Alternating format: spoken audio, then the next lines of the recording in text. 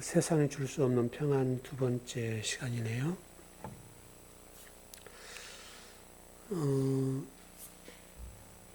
우리가 평안을 누리고 안식을 누리는 삶이 인간의 노력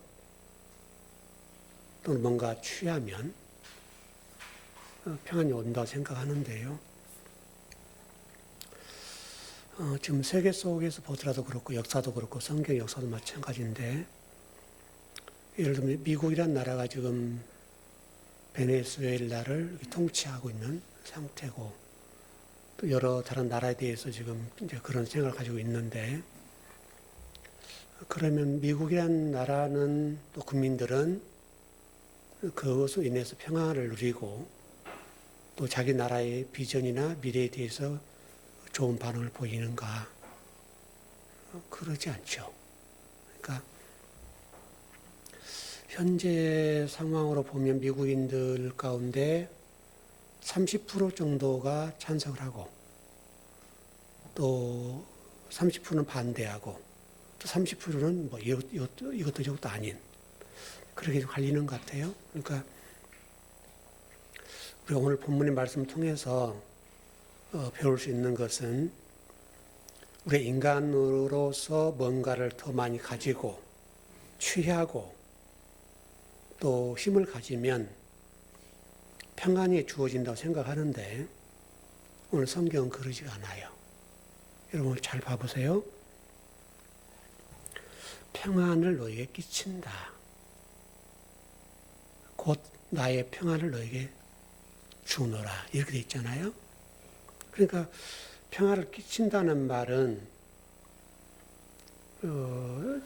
어떤 의미냐면, 이제 뒤에 설명이 된 나의 평안을 너에게 준다. 이렇게 돼 있는데, 이게 끼친다는 단어가 아피엠이라는 헬라어인데요.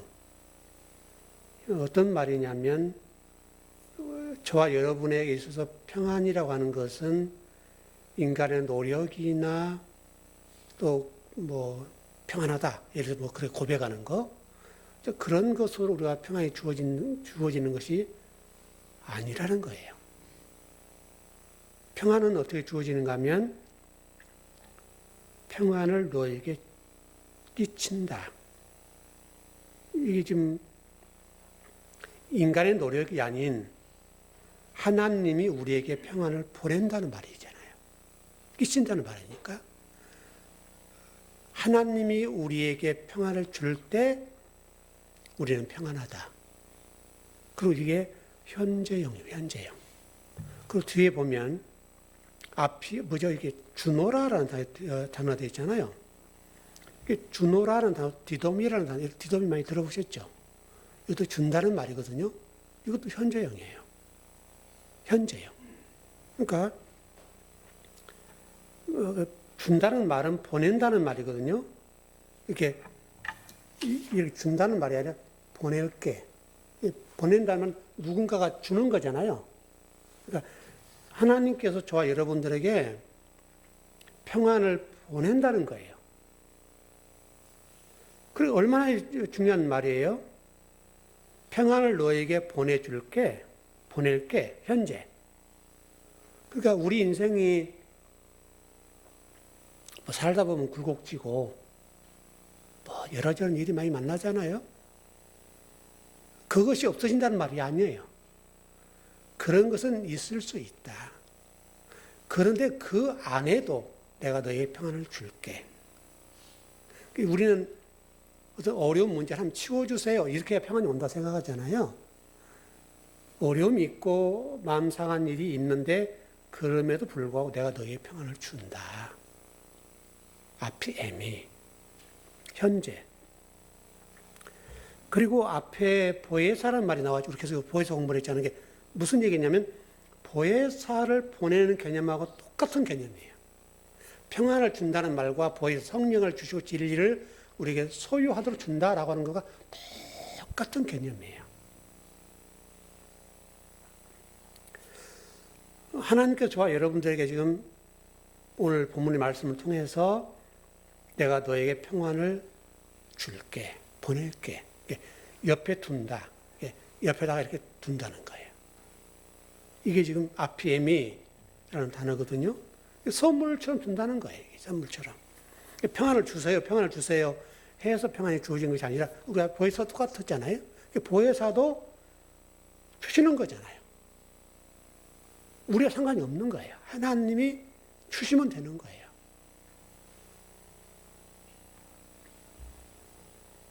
근데 이 어떤 그 평안이라고 하는 것은 어떤 거냐면 보혜사도 마찬가지입니다만은 세상이 주는 보혜사, 세상이 주는 평안이 아닌 나의 평안이다.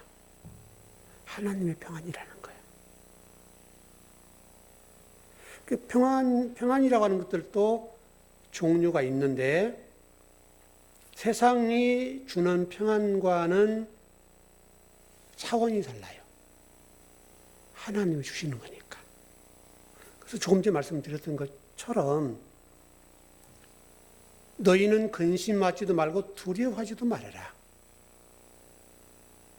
그러니까 평안을 주심으로 인해서 두려움과 근심이라고 하는 것들이 존재하는데 그 안에서 누리게 된다. 이 두려움이라는 단어가 데일리마오라는 단어인데요. 어떤 의미냐면 한번 보시죠. 마태복음 8장 26절이네요.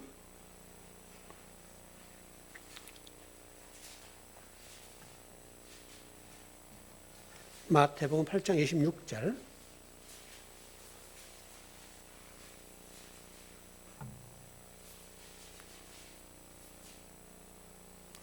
예, 시작. 예수께서 이르시되 어찌하여 무서워하느냐? 믿음이 작은 자들아 하시고 곧 일어나사 바람과 바다를 꾸짖으시니 아주 잔잔하게 되거늘. 무서워하느냐? 두려움이죠. 그 두려움이 오는 이유가 뭐예요? 성경에 설명하는 게 뭐냐면 믿음이 작다. 이게 지금 믿음이 작다는 말이 올리고 피스티스라는 단어인데 어린아이 믿음. 도의 초보, 몽학선생. 그 수준에 있으면 두렵고 무서워지는 거지. 여러분 마가복음 4장 40절, 41절 한번 봐봐요. 똑같은 내용인데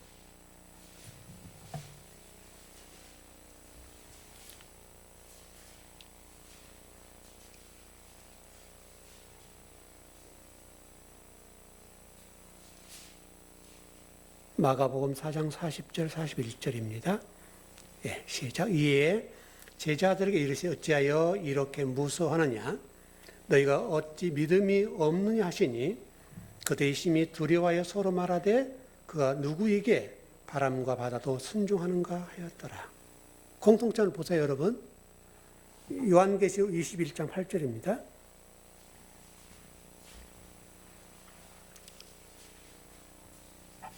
요한계시록 21장 8절.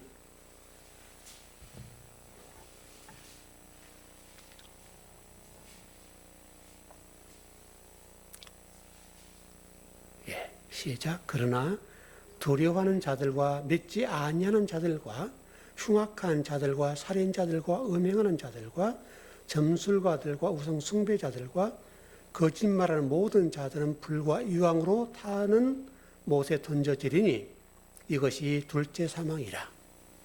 자, 두려워한다는 것과 믿음 없는 것이 연결돼, 대조돼 있죠. 그러니까 두려움은 어디서 오냐면 믿음 없는 거죠. 성경 얘기로는 주님을 믿지 않으면 두려움이 온다. 믿음이 없으면 두려움이 온다. 믿지 않는다 이 말이죠. 예수 그리스도의 믿음 때문에 바다에 풍랑이 인다 할지라도 두렵지 않는 거죠. 왜? 하나님 함께 하시는 거니까. 실질적으로 예수님은 풍랑이 일 때도 배 밑에 가서 잔잔히 누워 계셨잖아요. 바로 이제 그런 거예요. 풍랑 사건을 통해서 말씀하시는 건데 두려움과 믿음이라고 하는 것은 굉장히 밀접한 거예요. 특별히 믿음이라고 하는 것은 우리의 믿음이 아니죠. 아마 여러분도 배를 타보신 경험이 있을 테고 저도 타봤는데 저희 배에 대한 그 기억이 별로 좋지가 않아요. 얼마나 막 힘들어서 아이고 배멀미하고 너무 힘들잖아요. 이게 막 파도 치면 이게 제가 보기엔 넘어져요. 이게 막 타니까 아마 제자들도 그랬을 것인데 여기서 말한 믿음이라고 하는 것은 우리의 믿음이 아니에요. 그리스도의 믿음이라는 것이 그리스도. 그분 때문에 괜찮다는 거예요. 그리스도의 소유된 믿음, 그리스도라는 믿음을 가지면 된다. 그러면 우리가 이 땅을 살아가는 동안에 두려움이 사라진다 이거죠. 여러분 그것만 사라져도 어디예요? 여러분 내일 당장 여러분들 한 1억이라는 빚을 갚아야 된다 생각해 보세요. 오늘쯤 발 뻗고 잠을 못 자죠. 못 잡니다, 여러분. 그런 거예요. 그러니까 풍랑이 일고 인생에 어려움이 오면 두려워요. 근데 그리스도의 믿음을 가지게 되면 평안할 수 있다. 마가복음, 마태복음의 풍랑 사건과 예수님과 제자들의 이 부분이 대조를 이루잖아요. 평안이라고 하는 것은 또 평강, 평화 뭐 다 똑같은 얘기인데 그분이 나에게 편안을 주시고 평강을 주시면 화평이 오고 평안이 오고 마음이 쉼을 누리는 거예요. 특별히 평자라는 단어가요. 물결이 잔잔한 것을 한자로 옮겨 놓은 거래요. 평자. 물결이 이렇게 잔잔한 것을 옮겨 놓은 자가 평자래요. 한자로. 그러니까 평안이라고 하는 것은 우리 가운데 근심도 사라지고 두려움도 사라지고 그러니까 주님이 주신 것 때문에 당장 어려움이 있다 하더라도 근심하지 않고 그분으로 인해서 평강을 누리는 거예요.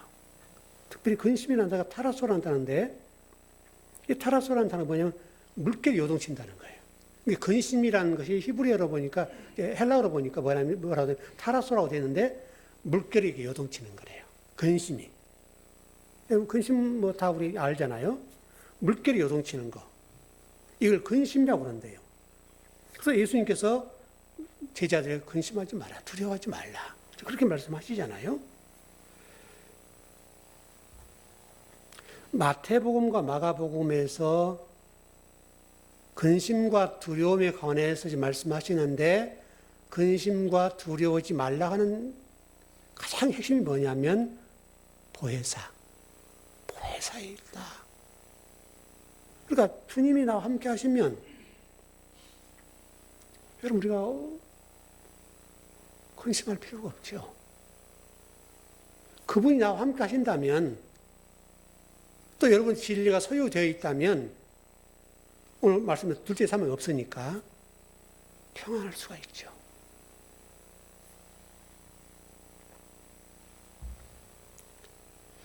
여러분 평안이라는 단어는 에이렌이라는 단어인데 헬라어로 뭐 다 아시죠? 에이렌에 평안이라는 단어는 샬롬이라는 단어와 똑같아요. 평안은 어떻게 주어지는가 하면 샬롬의 상태, 다시 말하면 하나님과 전쟁하지 않으면 된다 이거예요. 그러면 내가 너에게 평안을 줄게. 그러니까 풍랑 속에도 전쟁 가운데도 하나님과 하나가 되면 특별히 지금 미국의 트럼프라는 분이 지금 전 세계를 막 흔들어 버리잖아요. 지금 전 세계가 복잡하게 요동을 치는데 제가 지난 금요일날도 말씀 좀 드렸습니다만은 저는 두려움이 뭐냐면 저분이 저렇게 해서 많은 나라들을 지배하고 자원들을 확보할 수 있겠는데 하나님은 어떻게 하실까? 이게 두려운 거예요. 왜? 우리는 성경 역사를 아니까. 디므롯,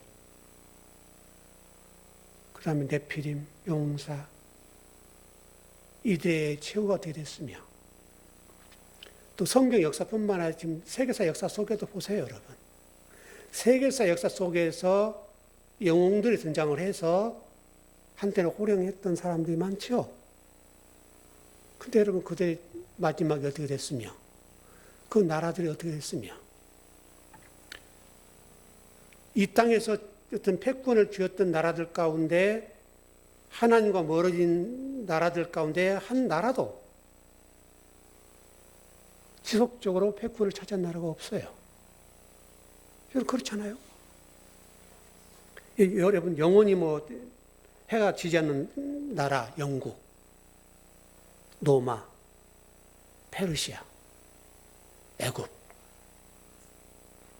한번 생각을 해보세요, 우리가. 지금 미국이 전 세계를 휘어잡고 있는데, 그걸 은혜로 생각하고 감사하게 생각하면 좋은 건데, 그렇게 되면 우리 인간이라고 하는 게 어떻게 되냐면 바벨탑을 쌓게 되고 하나님을 잊어버려요. 하나님을 멀리 할 수밖에 없어요. 네. 자기가 최고니까.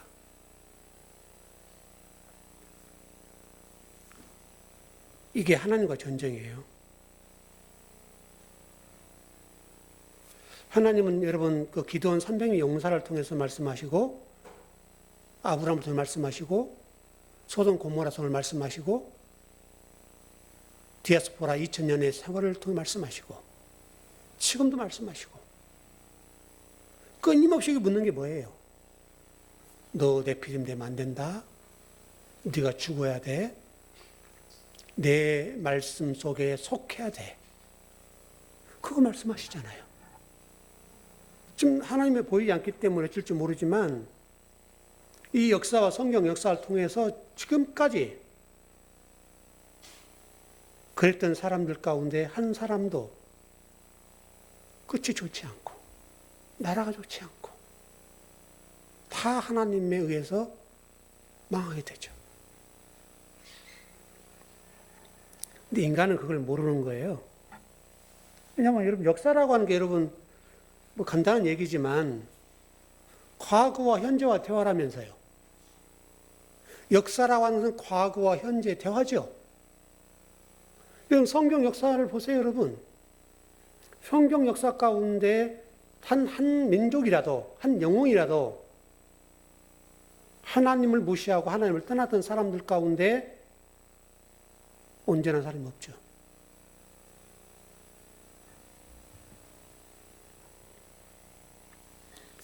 저와 여러분들이 이런 역사적인 사실을 보고 현재를 보면서 오늘 평안이란 말씀을 나누는데 여러분들은 진리를 수용하고 소유하고 보혜사를 소유하면 여러분 하나님 안에서 평강을 누릴 수가 있죠. 여러분 그게 최고 복 아닙니까, 여러분? 풍랑이 오면 풍랑 오는 대로 그걸 수용하고 받아들이고 감사하면 되죠.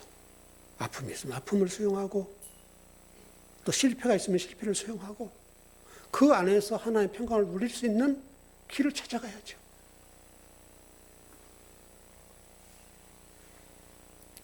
여러분 평안이라는 단어가 사전적인 의미로는요 이렇게 되어 있더라고요.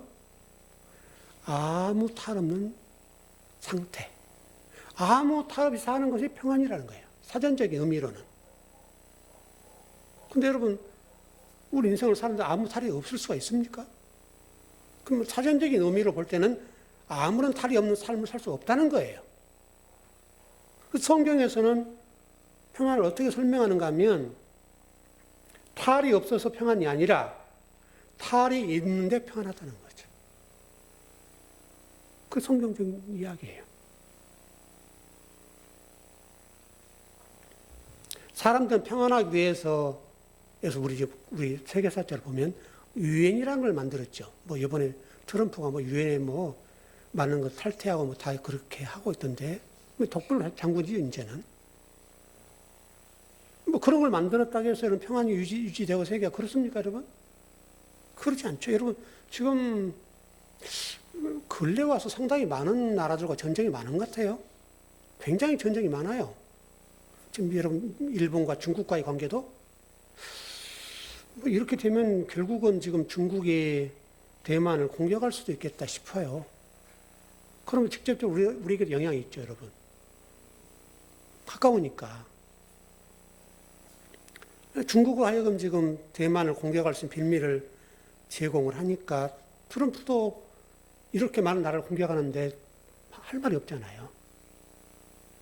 그게 지금 큰일이란 말이죠. 여러분, 이사야서 32장 17절 한번 봐봐요.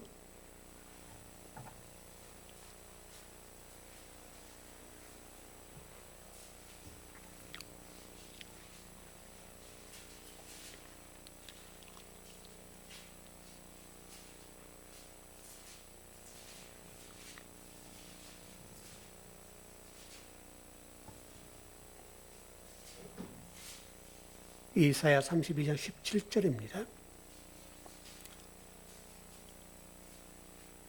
네, 시작. 공의의 열매는 화평이요 공의의 결과는 영원한 평안과 안전이라. 여기 지금 화평, 평화, 화평으로 번역이 됐네요. 샬롬이라는 단어거든요. 샬롬. 화평, 공의의 열매 화평이요 라고 됐는데 이게 샬롬. 요한복음에서 이제 평안이라는 단어로 번역이 됐고요. 근데 샬롬이라는 단어가 하나님의 전쟁에 있는 상태라고 설명했잖아요. 근데 이제 그 뜻 안에도 온전하다, 완전하다, 완성하다, 이제 그런 뜻도 같이 포함되어 있어요. 하나님과 전쟁이 없는 상태를 설명하는데 완성했다는 말이 뭘까요? 안전하다, 완전하다, 그런 뜻이기도 하고 온전하다는 뜻도 돼요. 그러니까 여러분, 우리 즐거운교회 성도들은 오늘 우리가 지금 평안이라고 하는 부분을 공부하는데 세상이 좀 어수선하고 또 지금 경기가 좋지 않죠. 어려운데 정말 이때 우리에게 하나님의 평화가 주어져서 그럼에도 불구하고 세상 당장 어렵고 힘든 부분이 있다 할지라도 그럼에도 불구하고 평화가 있었으면 좋겠다. 그 최고 아니에요, 여러분? 그냥 뭐 요동을 치고 뭐 이 난리를 치는데도 불구하고 우리에게 평화가 있다면 굉장히 큰 복이죠. 근데 그 큰 복은 내가 노력해서 되는 것이 아니라 주님이 주신다는 거예요. 성경은 항상 그래요. 전번에도 그 설명을 드렸지만 사람들은 이제 구원사에 있어서 그렇게 설명하잖아요. 종교 사원주의적인 관점으로 성경을 보는 것 똑같은데 목적지는 똑같으니까 가는 길만 다르다. 이거 인간의 신학이에요, 이게. 신학에서 그렇단 말이죠, 이게. 뭐 종교 다원주의도 마찬가지고. 근데 성경은 그렇게 되어 있지 않아요. 그냥 주님이 내려올게. 간단히 주님이 오신다는 거예요. 그래서 제가 예전에 한번 그런 설교했던 적이 있는데 인간의 논리적으로 하나님을 설명하는, 논하는 거 이 자체가 불가능하다. 그렇게 할 수가 없는 거죠. 근데 우리가 자꾸 하나님 논하려고 그래. 논쟁하고 하나님과 하나님이 어떤 분인가를 논하려고 그래요. 이게 가능하지 않다는 거예요.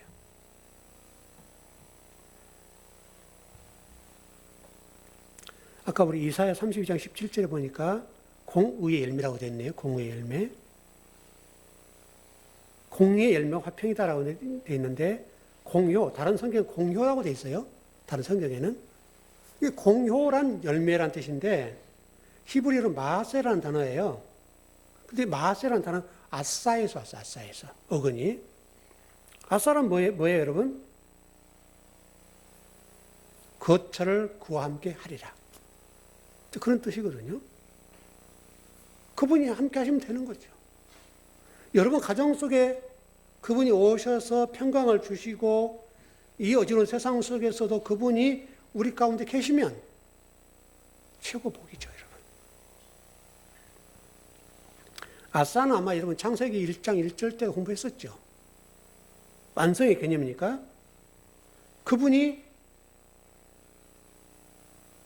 일을 하시는 거죠. 왜냐하면 히브리어는 참 그래서 좋은 점 있는 것 같아요. 아싸라는 단어에 매미라는 단어를 붙여버리면 공유가 되거든요. 공유가 되는데 공유라는 단어는 일하신다는 거죠. 아버지가 일하세요.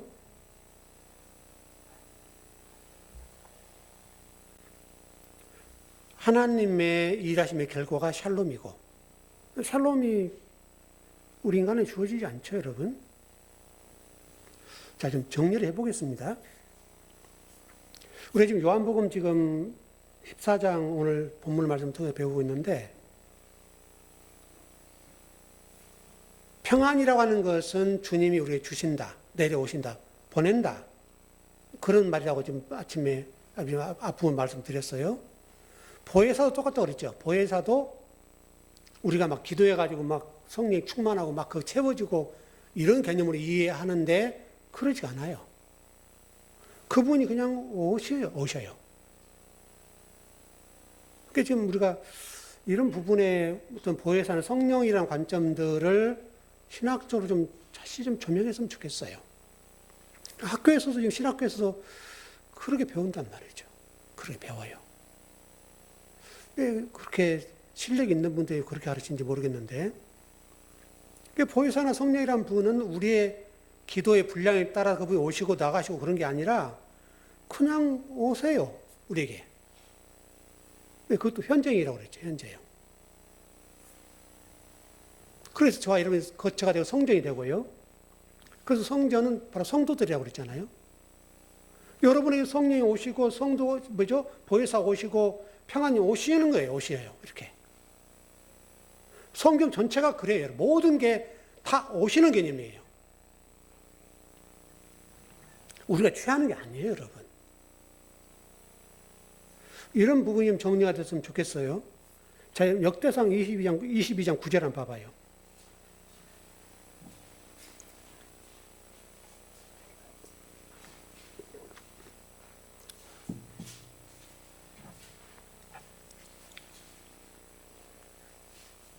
역대상 22장 9절.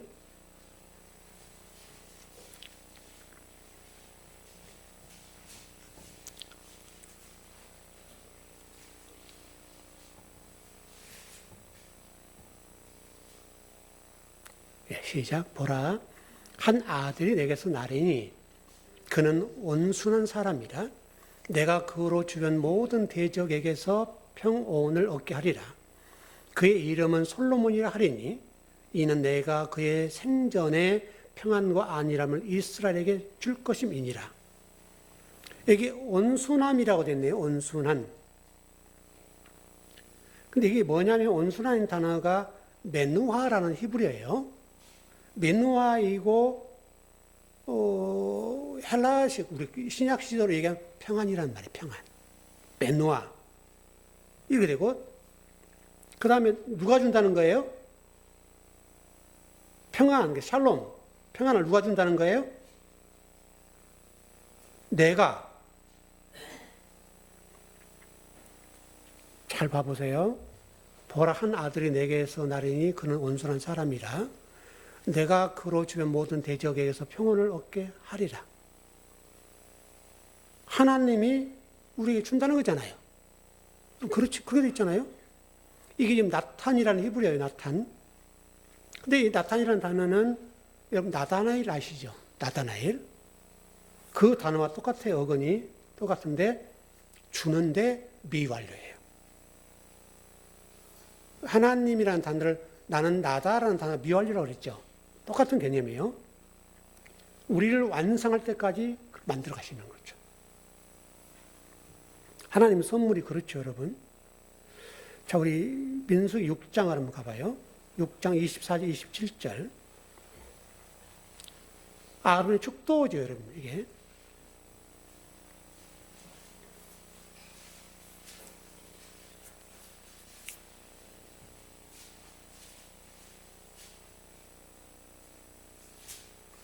여러분의 이복이 있었으면 좋겠어요. 민수기 6장 24절, 27절.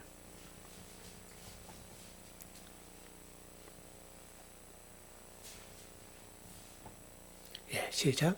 여호와는 내게 복을 주시고 너를 지키시기를 원하며 여호와는 그의 얼굴을 내게로 비추사 은혜 베푸시기를 원하며 여호와는 그 얼굴을 내게로 향하여 두사 평강 주시기를 원하노라 할지니라 하라. 그들이 이같이 내 이름으로 이스라엘 자손에게 축복할지니 내가 그들의 복을 주리라. 아론의 축도죠. 제가 신대원 공부할 때 정장목 교수가 예비학을 가르쳤는데요. 그분은 지금 아론의 축도 이 말씀을 목회자가 축도할 때 이걸 했으면 좋겠다. 저도 지금 이렇게 하는 게 맞다고 봐요. 마치 이게 축도가 우리 한국교회 성도들이 이해할 때는 목회자가 축도를 해서 성도들의 복을 빌면 그 복이 온다고 생각하잖아요. 저는 되도록이면 축도의 내용을 간소하게 그냥 제 얘기를 포함하지 않고 그냥 간단하게 끝내려고 그러는데요. 왜 그러냐면 복은 주의 종이 주는 게 아니잖아요. 하나님이 주시는 것이기 때문에 저는 그 정장복 교수가 예배학을 가르칠 때 이 민수기 6장 24절에서 27절을 축도에 그대로 읽었으면 좋겠다. 그래서 목회자가 축도를 하면서 이 민수기 6장 24절에서 27절의 말씀을 그대로 낭독해 주자는 거죠. 왜? 하나님 말씀하신 말씀이니까 그게 참이 아니냐 이거죠. 저는 그게 좀 동감하는 편이에요. 이게 지금 보니까 전부 다 주시고 비추사 베푸시고 평강 주시기를 원한다. 다 준다는 건데 이게 샬롬이잖아요. 샬롬. 샬롬이라는 건 하나님 선물이라는 거예요. 여러분 선물. 근데 그 선물은 완전해요. 완벽해요. 그래서 여러분 그 뭐예요? 솔로몬이라는 이름이 있죠? 그러니까 솔로몬이라는 사람이 우리는 그냥 뭐 다윗이 헌신해서 그냥 복을 받았다 이렇게 할지 모르는데 솔로몬이라는 이름 자체가 샬롬이에요. 샬롬. 어근이 똑같아요. 솔로몬과 샬롬이라는 어근은 똑같은데 솔로몬이라는 단어이 샬롬이라는 단어에서 나왔어요. 그 샬롬, 솔로몬이라는 이름은 굉장히 중요하다는 말이에요. 실질적으로 솔로몬이라는 사람이 여러분 생각해 보시면 아시던 대로 다윗이 성전을 짓기 위해서 모든 걸 준비했지만 못 지었죠. 또 솔로몬을 통해 하나님 성전을 짓잖아요. 그러니까 여러분과 제가 사실은 솔로몬이 돼야 되는 거예요. 이름이. 이게 지금 뭐 특별한 이름이 아니라 이게 성경적으로 성도들이 이렇게 돼야 된다고요. 지금 이렇게. 그 샬롬에서 왔으니까요. 솔로몬은 손에 피를 묻히지 않았으니까 복의 사람이 됐죠, 여러분. 솔로몬은 전쟁이 없는 그런 상태의 그런 사람이기도 하고요. 여러분 에스겔서 보면 그런 말씀이 있어요. 그는 내 아들이 되고 나는 그의 아버지가 될 것이다. 성경에 많이 나오죠, 이게. 이 문구가 언약 문구인데요. 성경에 신약 성경에도 많지만 나는 아버지고 너는 아들이다. 나는 신랑이고 너는 신부다. 다 이 언약 문구예요. 샬롬이라는 단어가 지금 뭐냐면 그런 말이라는 거예요. 샬롬. 언약 문구로서 언약의 본질이 뭔지를 설명하는 건데 너는 내 아들이야. 하나님과 전쟁이 없는 상태라고 설명을 드렸는데 결국은 이 샬롬이라는 단어는 언약과에 관련되어서 언약이 본질적으로 설명하자면 너는 내 아들이 된다. 된다.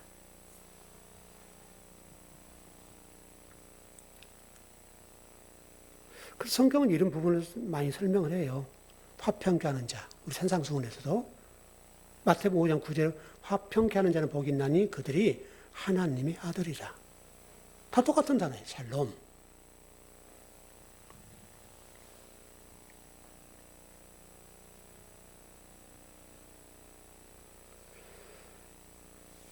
그럼 이제 여러분 이런 질문이 좀 생길 수가 있죠. 아, 목사님 그런데 현실로 돌아오면 복잡해요. 복잡하죠.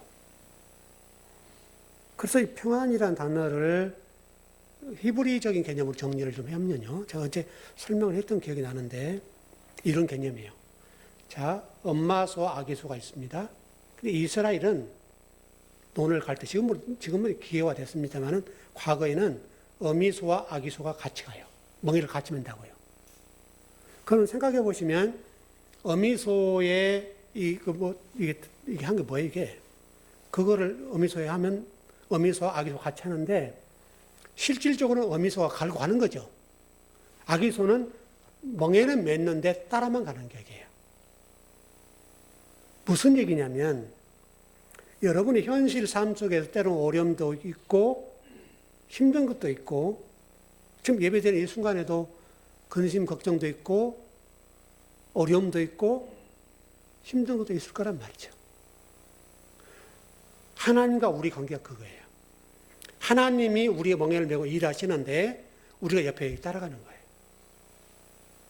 이 개념이 평안의 개념이에요. 그러니까 여러분이 기도할 때 하나님 오늘 이 어려움을 싹 제거해 주세요. 이건 아니라는 거죠. 하나님 이걸 밀고 가시고 같이 가시는데 옆에 따라가는 격이에요. 그러니까 이 아기소 힘은 엄마가 다 하지만 그래도 힘들죠. 힘이 안 든단 말이 아니에요, 여러분. 그러니까 평안이라는 말이 여러분 인생 속에 아무런 문제가 없다. 그 말이 아니에요. 눈 뜨면 어려움이 있어요. 그래서 여러분이 기도할 때, 또 뭐 신앙생활 할 때, 늘 마음속에 근심이 있으면 평안이 없다고 생각할지 모르지만, 또는 우리가 뭐 하나님 나를 안 도와주시나? 그런 생각할지 모르죠. 근데 그런 게 아니라는 거죠. 하나님이 내 곁에서 앞서가시는 거예요. 이렇게 하는 거예요. 이걸 놓치지 않았으면 평안이라고 하는 것을 이걸 놓치지 않아야 돼요. 하나님이 앞에 힘을 다 쓰는 거예요. 다만 나는 어린 아기 소로서 옆에 따라가는 거예요. 엄마 곁에. 히브리 개념은 멍이가 2개니까. 우리는 예전에 소를 통해 밭을 갈 때 그냥 큰 소가 했잖아요. 어미 소는 그냥 아기 소는 안 했단 말이죠. 근데 이 히브리 개념은 같은 거예요. 같은데 뒤따라가는 거예요. 그렇게 좀 정리하면 평안 때문에 혼돈이 오지 않고요. 평안 때문에 하나님 나를 좀 미워하시나 이런 생각이 안 든단 말이죠. 평안의 개념 속에는 그게 굉장히 깊숙이 들어가 있어요. 실질적으로 여러분 신약 성경에 보면 그런 말씀이 있어요. 천국에 대해 설명을 할 때 알곡과 가라지 얘기가 있죠. 그래서 많은 고민이 생긴 거죠. 알곡 있고 가라지 있으니까 이 가라지 때문에 알곡이 상할까 봐서 묻는 거죠. 이 가라지를 어떻게 할까요? 그때 주님 뭐라 말씀하셨죠? 묻지 말고 놔둬라. 여러분 그 개념이에요. 가라지를 좀 없어지면 좋겠는데 주님은 뭐라고 말씀하신가 하면 그냥 두라. 이게 우리의 삶이라는 거죠. 우리 삶이라고 하는 것이 고통이 없는 삶은 없다. 고통이 있는 삶이 우리 모두죠. 누구에게나, 이 땅에 살아가는 누구에게나 어려움이 있어요. 여러분이 하나님 옆에 이 어려움을 싹 없애달라고 기도할 수 있는데 그렇다더라도 고통이 없어지는 건 아니죠. 그게 알곡과 가라지 얘기고 어미소와 아기소의 얘기고 그러니까 여러분 그것 때문에 낭망하거나 좌절하지 않았으면 좋겠다. 하나님 우리 주인이시고 천지 만물을 만드신 분이시지만 우리 인생사 생 자체가 그래요, 여러분. 창세기식으로 얘기하면 그렇죠, 여러분. 눈물과 괴로움과 어려움과 배고픔과 땀을 흘려야 된다는 거예요. 그게 우리 인생이에요, 여러분. 신앙생활에서 믿음이 있는 사람도 마찬가지고 하늘의 별을 따온 사람도 똑같아요. 여러분 그런 문제 때문에 고민하거나 그것 때문에 당망하지 말아달라고 성경이 지금 설명하는 거예요. 평안이라는 단어를 통해서 우리에게 말씀한 게 그런 거예요, 여러분. 평안이라고 하는 그런 거란다. 다만 그럴 때일수록 하나님 우리에게 말씀하시는 거죠. 너와 내가 하나 되자. 그래 내가 이 앞에서 일해 줄게. 내가 너의 짐을 지고 갈게. 여러분 예수님께서 여러분 보세요. 예루살렘 성전이 진리에서 벗어나서 하나님을 떠나고 세속화되었을 때 예수님이 뭐라고 말씀하세요? 예루살렘아, 예루살렘아 하시면서 우시잖아요. 똑같아요. 우리의 삶 속에 그렇다 이 말이죠. 그렇게 하시는 거예요. 그분과 하나가 되면 그분이 일을 해주세요. 따라는 가라 이 말이죠.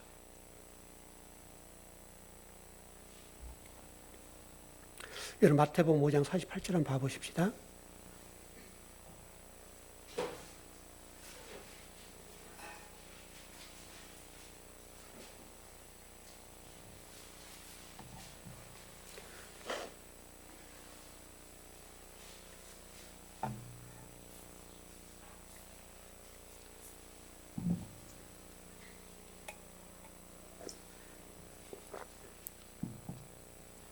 시작. 그러므로 하늘에 계신 너희 아버지의 온전하심과 같이 너희도 온전하라.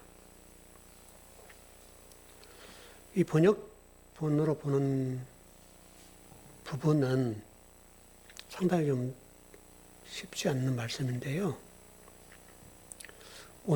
너희 아버지가 온전하신 것 같이 너희도 온전하라고 하니까 압박이 오죠. 근데 이 원문은 온전하라가 아니라 온전하게 될 것이다. 왜? 아버지가 저와 여러분들을 온전하게 만들어 놓는다는 거예요. 여러분이 지금 완벽하단 말이 아니에요. 완벽하기 때문에 여러분 네 믿음이 있고 하라지 이렇게 된단 말이죠. 네 믿음이 없어요. 이렇게 돼. 이렇게 이해할 수가 있는 건데 성경 그렇게 되어 있지 않고요. 내가 너를 온전하게 해 놓을 거야. 우리 창세기 1장에 공부했던 대로 내가 너를 성전으로 만들어 놓을 거야. 똑같은 거예요. 아버지가 온전하시기 때문에 내가 너를 온전하게 해 놓을게. 미래형이라고, 미래형, 여러분. 그래서 여러분, 현재 여러분 모습을 보면서, 또 우리 신앙인들의 모습을 보면서, 아이고, 이렇게 하지 말자, 이거죠. 왜? 그분도 아버지의 아들, 딸들이기 때문에 하나님이 언젠가는 그분도 그렇게 만들어 놓을 거예요. 여러분들도 만들어 놓을 거란 말이죠.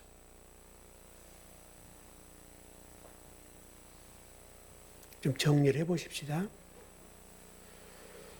오늘 핵심은 평안이라는 단어를 가지고 공부를 하는데 혹시라도 여러분들이 평안한 부분을 인하여서 나는 평안하지 않는데 이런 물음표를 던져놓고 나는 왜 그럴까? 이렇게 할 수가 있는 거예요.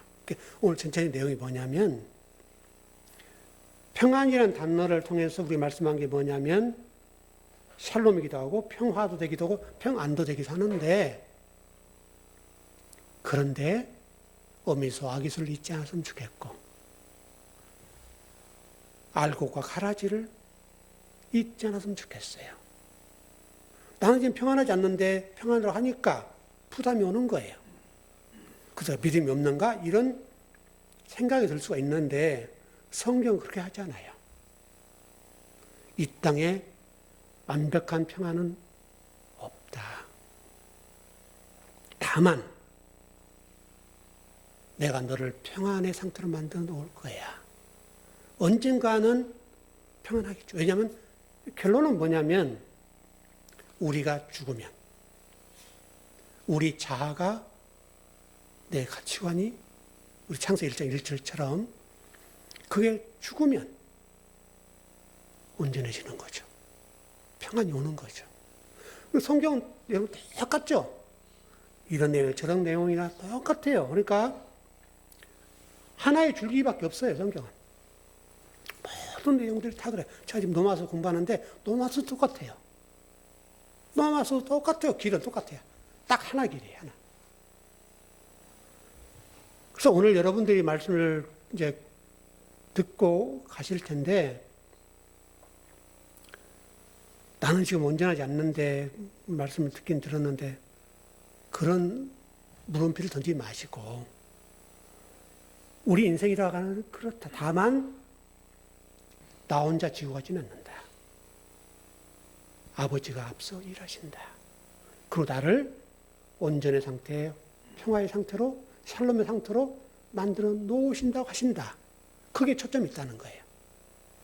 평이하게 쉽게 설명을 좀 드렸습니다만은 여러분이 이 말씀을 잘 기억하면 이 땅에 살아가는 동안에 여러분 현재의 어떤 어려움과 깨어짐, 아픔, 실패 이것으로 인해 실망할 수 있는데 그러지 말라는 거예요. 그것도 과정이에요. 그것도 과정이고 그 과정을 통해서 온전하게 되는 거예요.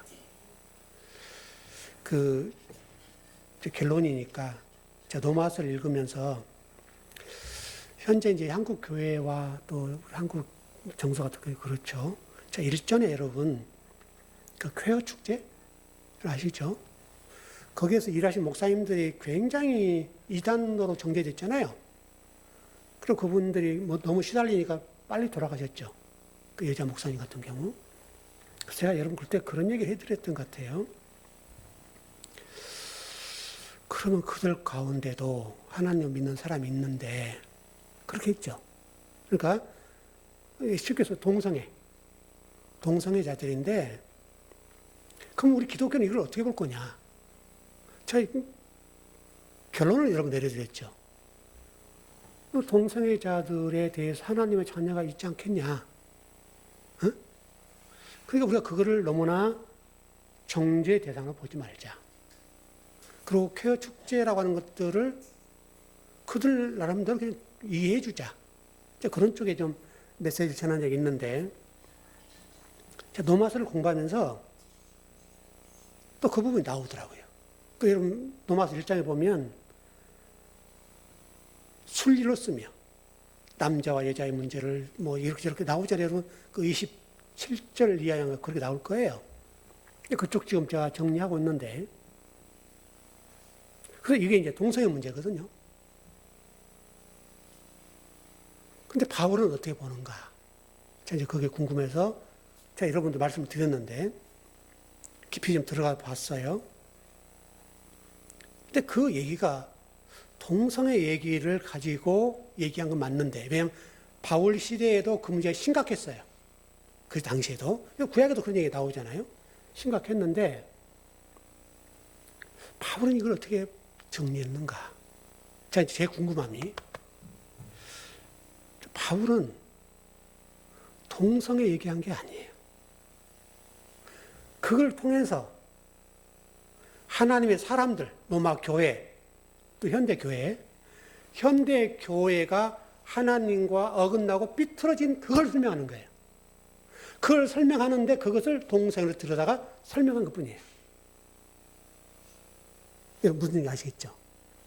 왜냐하면 로마서 1장 16절, 17절의 얘기에서는 하나님의 믿음에 대해 설명하거든요. 근데 여러분 29절, 31절에 보면 어떤 얘기예요? 이 세상의 죄악적인 부분을 싹 나열해 놨어요. 그 자들은 하면서 이제 그런 사람들은 구원 못 받는다. 이런 식이란 말이에요. 예를 들어서 우리 한국교회 식으로 얘기하면, 그럼 여러분 생각해 보자 이거죠. 이제 그래서 성경은 질문을 어떻게 할 것이냐. 질문을 어떻게 하느냐에 따라서 답이 달라지는 거니까, 그래가 궁금해서 이제 묻는 거죠. 제 나름대로 성경에. 앞에는 하나님 의와 믿음에 대해 설명하는데, 하나님의 그리스도의 믿음을 얘기하는데, 근데 그리스도의 믿음으로 구원을 받는다고 설명하는 거잖아요. 그 뒤에는 동성애는 어떤 지옥 간다, 뭐 이러이러한 제목들은 지옥 간다, 이런 식이니까. 그래서 좀 정리해 보니까 그 얘기를 하려고 하는 게 아니라, 그 당시 사람들이 이해할 수 있는 언어, 그 당시 사람들이 여성은 여성과 남성은 남성대로 영리로 쓰는 부분이 있는데, 그걸 들어서 하나님과 하나가 되라. 너희들 지금 이렇게 하나님 어긋나 있지 않니? 이 얘기를 한다는 거예요. 왜? 앞에 하나님 은혜를 얘기하고 있으니까.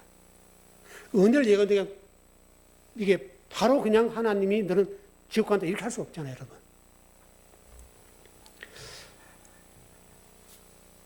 그래서 성경이 쉬우면서도 어려워요. 쉬우면서도. 그래서 우리 여러분들이 세상 사람들을 볼 때나 우리 기독교인들 가운데 예를 들어 그런 사람들 교회에 오면서도 그렇게 할 수 있잖아요, 여러분. 근데 그 사람들을 어떻게 볼 거냐 문제거든요. 그게 정당하다는 말이 아니에요. 그걸 통해서 하나님 우리에게 말씀한 게 너와 나 사이는 어쩌니? 이걸 물으신다는 거예요. 하나님과 너는 지금 바르니? 그들을 탓하고 그들을 욕하기 전에 너와 나의 관계를 봐라. 너가 지금 그렇다. 그 얘기를 하신다는 거예요. 그러니까 평안도 여러분 똑같은데 여러분 가운데도 오늘 평안의 문제를 가지고 때로는 근심하고 고민할 수 있잖아요, 여러분. 이 문제를 고민하지 말아라. 어려움이 있고 실패도 있고 낭망도 있고 때로는 어긋난 부분도 있겠지만 그러나 하나님이 앞서 일하신다. 그게 없을 수가 없다는 거예요. 왜? 우리 인간사가 그래요. 그러니까 그런 평안을 누리면서 온전해지는 우리 성도들이 됐으면 좋겠습니다. 예, 기도하십시다.